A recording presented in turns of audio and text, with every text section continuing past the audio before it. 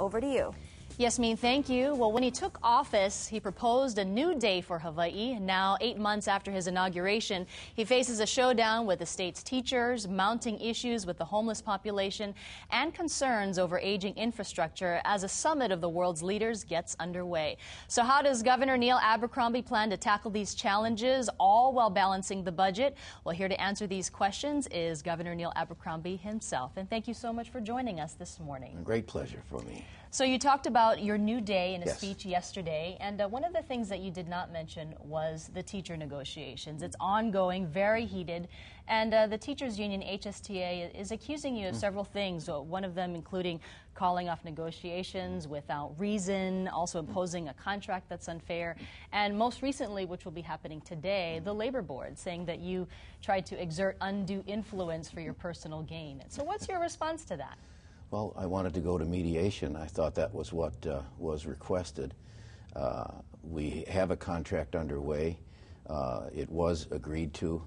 I'm sorry that the board of the HSTA didn't give the teachers themselves an opportunity to take a look at it and to see whether or not we were backing them up, as well as the students and the parents across the state. We're moving forward. We have our race to the top to get to. The children are being taught. No instructional days have been taken away. The furloughs are over. So I'm quite confident that we can come to a conclusion. How soon do you think it could be? Well, I don't see any reason why it can't be done today.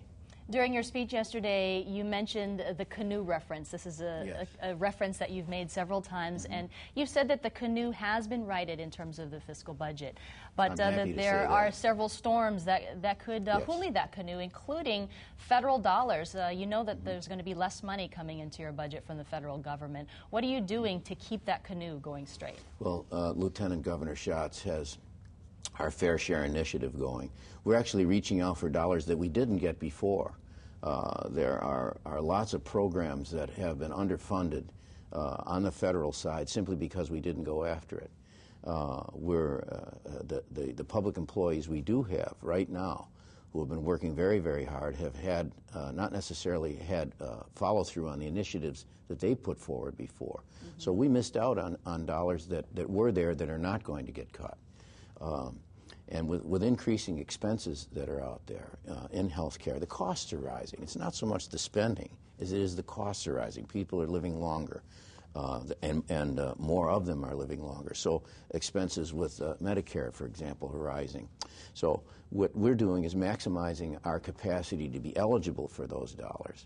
So I think also with defense spending, there's a recognition that Hawaii is still a center of America's strategic interests in Asia and the Pacific. A congressional delegation is coming through at the end of the month that I'm meeting with. I retain all my relationships in Congress. I've always had good bipartisan relations in Congress. So I think that to the degree or extent that the federal dollar may shrink, you can rest assured that Hawaii will get its share of what is available. You're talking about Meeting of the Minds. You know, the big APEC conference is coming up in November, and it's going to be several world leaders. Just from the perspective of the everyday